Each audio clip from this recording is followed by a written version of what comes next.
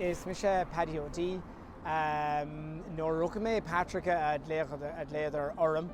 Is mise Pádraig garród ó Hórún. Thugamar na haimneacha sin ó Pádraig Brenach agus Sadie Brenach so further na haimneacha on there. Shanhish Mahori.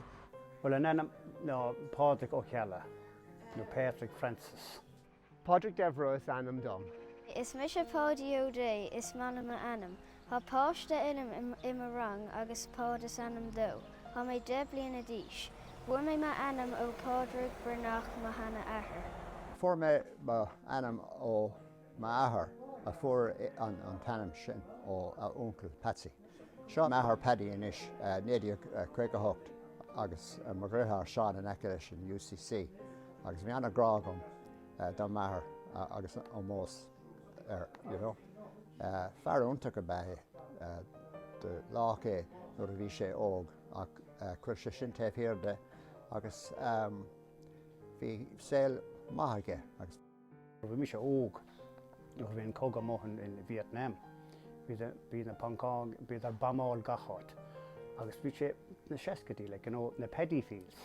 Bhí rán am hen te chúiscuir This is the petty fields. But here no cadé like as a chosúlis an road now in Palestine.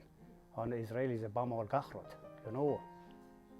Sin shesken shacht up here we in the Yankee nation like Oh, it's kind of on television like on port creators like agus rice fields we own like paddy fields. Agus we are bomb all like we don't know it says from generation sin shesko blian. Is málam an ainm, níor rugag an seo sa Gaeltacht, so Patrick sean ainm a hágam, an ainm céine de ma ahar sin é Patrick Noel Deibhreá, ach gléan gach aine Noel ma ahar, agus tá an ainm céine gomsa, Patrick Noel Deibhreá ach is mise Pat. Is ainm anna tradiisiúnta é. Agus mar sin is an táchtach é, mar an tradiisiún agus an culture sin iad rudí is an táchtaí dom. Lá Fhéile Pádraig is lá úntach é, nuair a bhí níos óige, chumar go dtí an paréad agus ag feachtar an paréad, inis táim safaréad leis an bád tarthála, is brálam a bócalí dul in aice It's brálam Lá Fhéile Pádraig.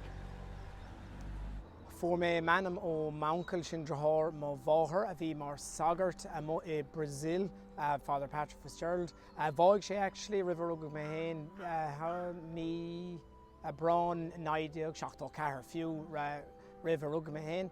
Agus í an tálam hain agus bhain céile chumar taistil fadó agus chumar go dtí an shampla in bhfuil sé chortha.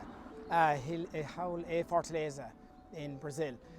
Is mála manam thosi defriúil is mútar bonscoil mé Níl Mórán, Patricks nu, Pats nu, Paddy's nu, éire teachta hile, teach tríd na rangan é hile. Well, nuair bhí mé óg, bhí mé gas ógus bhí mar i gcónaí sa prád gach bliain, but a ríist leis na páistíná is teachtaí an Ballamór githe ógtróta glas agus bhéachnar an prád a thairsúil going na léanta seo. Vi ledden så drahar ní klás tóbín. Pedi cholúdar, character kerti björn. Agus dar nesku dina seachtus, vi mar en helvik mi hen agus pedi, agus vi barige med drahar Tomás, agus vi sé strachalik, vi lín stracha vi hen agus pedi men dal. Drochla vi an vi större mór an. Agus anig badestrach on rank. Vi hen agus pedi men dal. Så korsi keistar en kapten. Captain, any chance of a bottle of vino?